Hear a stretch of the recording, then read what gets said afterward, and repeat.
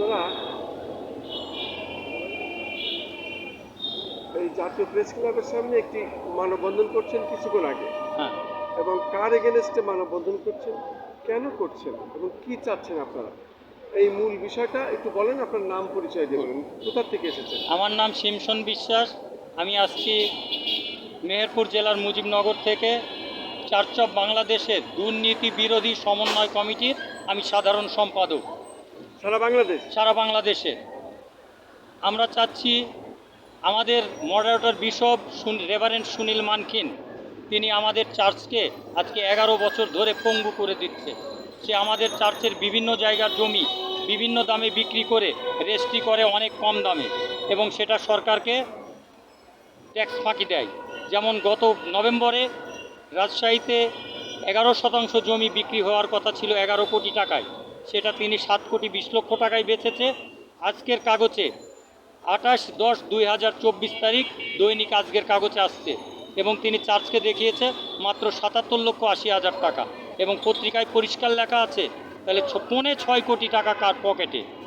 এবং এইভাবে তিনি প্রায় আমাদের কুষ্টিয়া মশান, হালুয়াঘাট, সৈয়দপুর, ভোলাচর ফ্যাশন, এইভাবে তিনি আরও 9টি জায়গা বিক্রি করেছে, এবং তিনি নামমাত্র বেতন পান 35,000 টাকা, এটাই তার সংসার চলে। কিন্তু সে হালুয়াঘাটে মিশনের জায়গা কিনে 2টা আলিশান বাড়ি করেছে, যার মূল্য 2 কোটি টাকা। তার পাগল ছেলে মাত্র ম্যাট্রিক পাস, তাকে আমাদের চার্চের আইটি ম্যানেজার করা হয়েছে, তার নাম আছিক চাম্বুগং। তার মেয়ের জামাই সুনীল মানকিন, যে ইন্টারমিডিয়েট ফেল, তাকে ইভ্যালুয়েশন কোঅর্ডিনেটর করা হয়েছে পুরা চার্চ অফ বাংলাদেশে। তার বউকে সমস্ত সারা বাংলাদেশের স্কুলের প্রধান করা হয়েছে, এবং আরও 7-8টি পদে তাকে চাকরি দেওয়া হয়েছে, এবং একদম সে দলীয়করণ করেছে আমাদের চার্চটাকে। আজকে আমাদের চার্চের পুরোহিতরা বেতন পায় না। তারপরেও আমাদের চার্চের ওখানে 3টা গাড়ি আছে। একটা গাড়ি তার মেয়ে চার্চের খরচে ব্যক্তিগত কাজে ব্যবহার করে, একটা গাড়ি তার বউ, আর একটা গাড়ি হচ্ছে তিনি 1.5 কোটি টাকায় কিনেছে তার ভোগবিলাসী আয়েস যাপন করার জন্য। কিন্তু এটা কোনো নিড অ্যাসেসমেন্ট হয়নি, কোনো কমিটির সিদ্ধান্ত হয়নি। আমাদের যে সংবিধান আছে, 62 বছর বয়সে একজন মডারেটর অবসর নিতে হবে, কিন্তু তিনি আমাদের সংবিধানকে তার পোশাক গুন্ডা দিয়ে পরিবর্তন করে সেটাকে তিনি 68 বছর বয়স বাড়িয়ে নিয়েছে।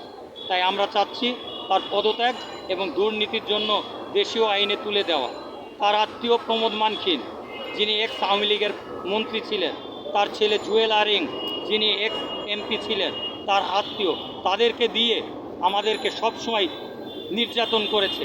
তাই শেখ হাসিনার পতনের পরপর আমরা সোচ্চার হয়েছি তাদের বিরুদ্ধে, এই দুর্নীতির বিরুদ্ধে। তাই আমরা চাই এই চার্চ অফ বাংলাদেশ স্বাধীন হোক, দুর্নীতিমুক্ত হোক, এবং আমরা যে অল্প কয়েকজন খ্রিস্টিয়ান, আমরা সকল ধর্মীয় ভাইদের সাথে মিলেমিশে কাঁধে কাঁধ মিলিয়ে একসাথে চলি। ধন্যবাদ সবাইকে। আপনি কি আদালতে শরণাপন্ন হয়েছেন আপনারা? অলরেডি রাজশাহীতে আদালতে তার নামে মামলা হয়েছে, সে 3 নাম্বার আসামি। আজকে সে আর্মি সাজিয়ে 4-5 জন লোক পাঠিয়েছিলেন সাভারে, এবং তারা বলে ইন্ডিয়ান কি সোর্স। পরে আমরা তাকে ধরে আর্মির হাতে সোপর্দ করেছি, এবং তারও আরেক গুন্ডা বাহিনীকে, আর 3 জন গুন্ডা ওখান থেকে পালাতে সক্ষম হয়েছে, সেটা ভিডিও আছে এবং আর্মিদের হাতে বন্দি আছে। আপনারা তো অন্তর্বর্তী সরকারের কাছে একটা লিখিত দিতে পারেন। অলরেডি আমরা দিয়েছি, এবং দুর্নীতি দমন কমিশনারেও তার দুর্নীতির তথ্য দিয়েছি। অনেক অনেক ধন্যবাদ।